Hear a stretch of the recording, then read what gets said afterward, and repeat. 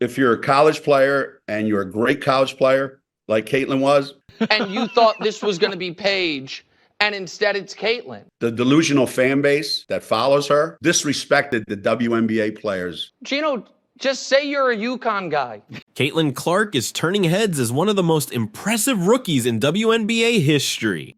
The WNBA tried to capitalize on her popularity and crammed a lot of games in over a short amount of time, playing against the best teams in the WNBA. Her skills are remarkable, especially for someone so young and relatively new to the game. Caitlin Clark is a superstar. Not a female superstar. She is a superstar. She moves the needle. However, there's been a notable figure who hasn't fully acknowledged her talent, Gino Auriemma. Yeah, but she needs to be on a better. She needs to be on a better team, and she needs to be more experienced.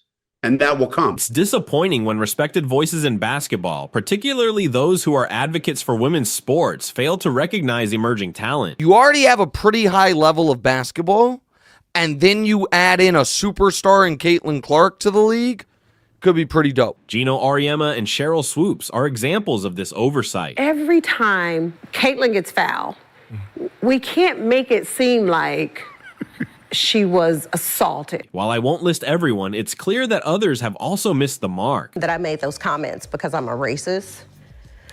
Like, first of all, black people can't be racist. Recently, during an appearance on Dan Patrick's show, Auriemma made a comment while the Fever were having a tough time. But for these ridiculous fans who had her slotted as the next Diana, now they're out of their mind. And for these people that are waiting outside the bus for the Chicago Sky team, what the hell's wrong? What do we become, a third world soccer country? Ironically, that same night, Caitlin Clark scored 30 points against the Washington Mystics. He said, "This kid's on the wrong team. She's got the wrong skill set to handle the physicality in the league." They have two different types of games. This remark came right after she had her second 30-point game, and she has since added another to her tally. I think when your team wins and wins a lot, I think you draw a lot of attention to yourself. At the time of Auriemma's comments, she had already achieved two 30-point games. And remember, she's still a rookie. This rookie class isn't even considered one of the strongest in recent years. You know, when people say, who's the best player? Well,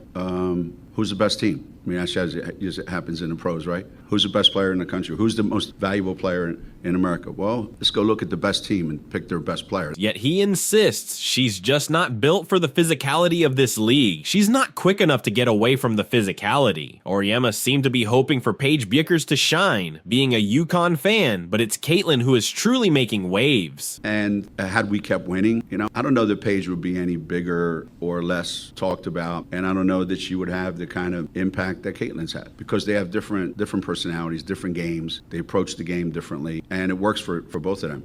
I don't know, but it would have been nice to find out. Back in 2020, everyone was buzzing about the ESPN recruiting class. The 2020 ESPN 100 was hailed as a standout group. Paige Bueckers was the talk of the town, while some might argue that Caitlin Clark was always the better player. We are in a red-blue, and if you're red, you can't agree with blue. And if you're blue, you can't agree with red. Whereas most things are in the middle. That's not entirely accurate. During their high school years, Caitlin wasn't seen as superior to Paige. In fact, Paige was considered one of the best guard recruits of all time. She had no flaws, was a true game changer, and was the top prospect in her class. Her talent was undeniable. As a freshman, she even earned the College Player of the Year title, outshining Ryan Howard. Paige was also racking up MVP awards with Team USA, competing against players 2 years her senior, including Ryan Howard, Jordan Horston, and Caitlin Clark. I think that'll be good for her. I find so much of the Caitlin Clark discussion is actually about the Caitlin Clark discussion,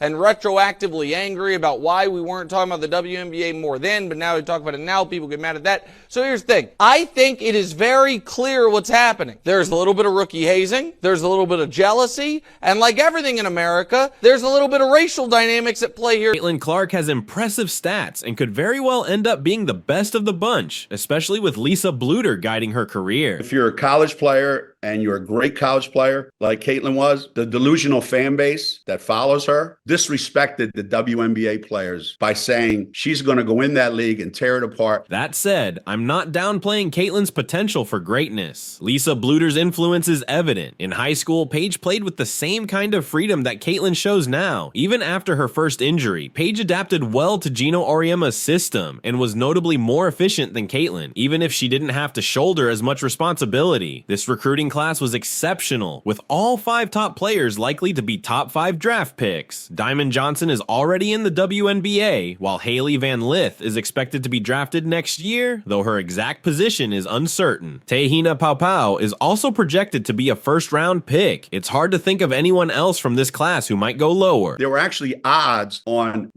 she's 3rd or 4th in betting odds on being MVP at the WNBA. These people are so disrespectful and so unknowledgeable and so stupid that it gives women's basketball a bad name. Overall, this class is historically significant. As for the UConn recruit who was the top pick, she hasn't quite met expectations. Unlike the standout class of 2016 that featured Sabrina Ionescu, Gino Auriemma continues to speak highly of Katie Lou Samuelson, yet I can't shake the feeling that her WNBA performance has been less than stellar. So the kid was set up for failure right from the beginning.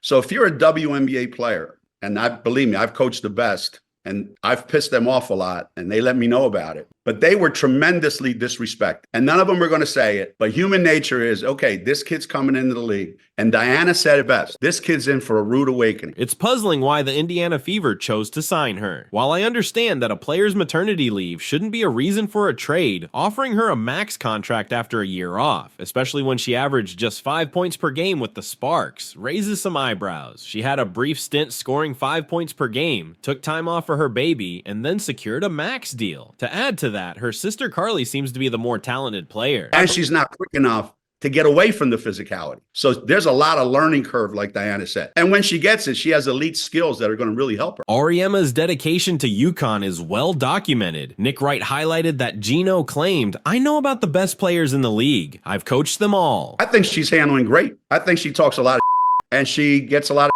back. So she deserves everything she gets because she gives it as good as she gets it. She's just not built for the physicality of this league. This could be part of the issue. And if you're a WNBA player, if you're any kind of player, you're going to say, I'm going to make a statement. Targeted by society, targeted by her looks, targeted by her reputation, targeted by the disrespect that they've shown to the WNBA.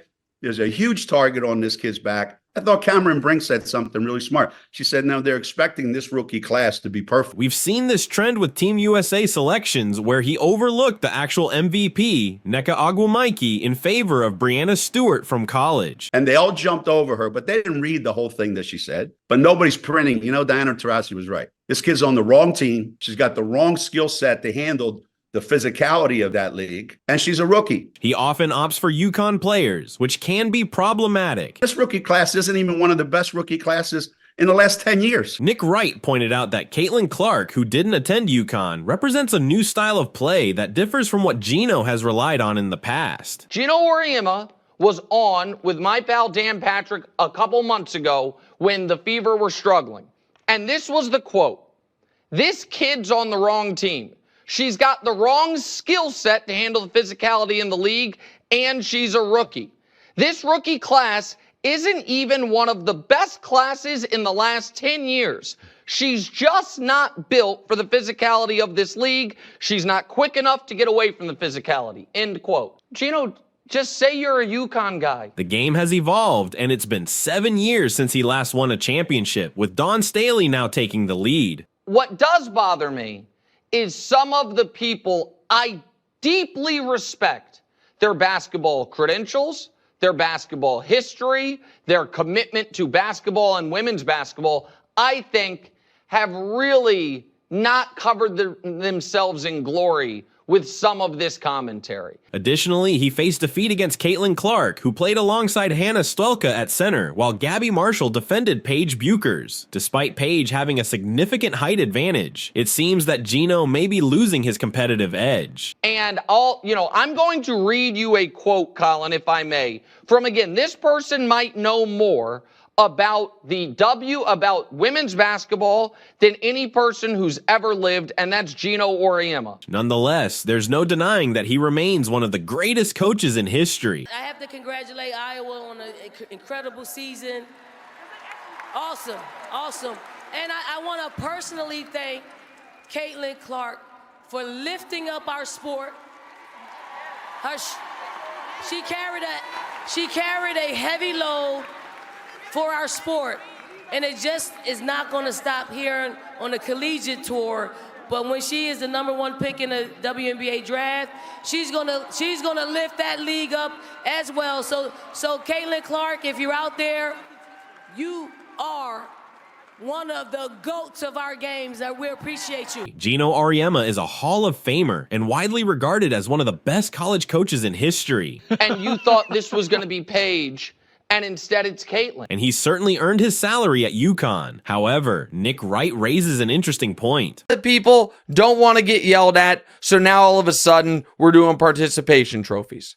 Now all of a sudden we are going to try to pretend like Angel, who again is having a 91 out of 100 rookie season, is on par with Caitlin's rookie season, which is one of the greatest rookie seasons in the history of the league, if not the greatest. Auriemma seems to be a bit set in his ways. This situation isn't just about Caitlin Clark opting not to attend UConn. It's also about how her style of play differs significantly from the norm in the WNBA. I saw where you said the WNBA, they're targeting Caitlin Clark. What do you mean by how she's being guarded or, enforced? I think you and I both know the landscape that we live in today, both sports-wise and non-sports-wise, right? Some people might say that Clark's approach isn't a good fit for the league, but the reality is that defenders are having a tough time keeping up with her. And it's just embarrassing. Guys, we have to be able to have honest conversations about sports, even if it goes against some of our priors or some of our allies on the internet. Players who were trained by coaches like Auriemma and Dawn Staley, who lean towards a more traditional WNBA style reminiscent of NBA basketball from 25 years ago, are finding it hard to adjust. Nobody with a straight face can say there is a real debate about who the most impactful or best rookie in women's basketball has been this year.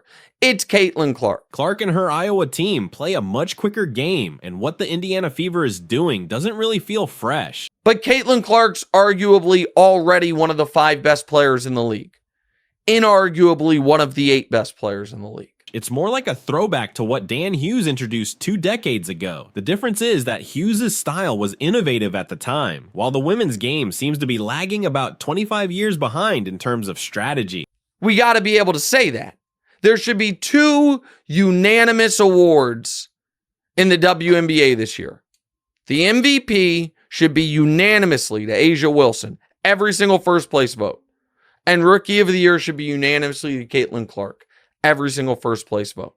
Switching gears, the Phoenix Mercury has created a buzz around the possibility of Diana Taurasi retiring, a player considered one of the greatest in basketball history. We always have that mindset when we play with Team USA. It's about our country and it's about doing the job. They recently tweeted, "If this is it, you have 2 more opportunities to see the greatest of all time at home." You look superhuman playing against 18-year-olds, but you're going to come with some grown women that have been playing professional basketball for a long time. Not saying that it's not going to translate, because when you're great at what you do, you're just going to get better. But there is going to be a transition period where you're going to have to give yourself some grace as a rookie. And, it might take a little bit longer for some people. This tweet has led to mixed reactions, gathering around 891 likes, which suggests some fans might be skeptical. Many are left questioning whether this is a genuine retirement announcement or just a tactic to boost ticket sales. I actually didn't think anything Diana said there was out of bounds. That would have been very normal for any, if these were some dudes, you say, all right, Brooke, particularly in football. You'd say, all right, Brooke, it's going to take you a little time here. And because that's just the arrogance of the vets. And they say, we all had a learning curve and you're going to come in and you're going to be fine. Show me anywhere where veterans have been talking about rookies, though, in the NBA or the NFL? Happens privately in every conversation. Privately. Yeah. All this stuff that's been going on has been publicly. Taurasi has faced retirement rumors in the past, and fans are eager for one last chance to see her play. Some think the Mercury might be trying to drum up excitement for their final home games. Obviously, a lot was made of this matchup between yourself and Diana Taurasi. I know she's one of your idols. How big is it for you to get a win here against her today? I'm just happy we won. It was cool to play against her, and obviously a really great game. And like you said, this crowd was absolutely incredible. While others are hoping for a championship run before she officially retires. I really wish she could wrap up her career on a high note, but I'm not so sure that's going to happen. I know she's set to play in the upcoming Olympics, but there's a possibility that might not go through. My favorite part about Dee is similar. She keeps it honest, she keeps it real. But we've been in so many scenarios, right? Whether it's living overseas together in Russia, playing against each other in the WNBA.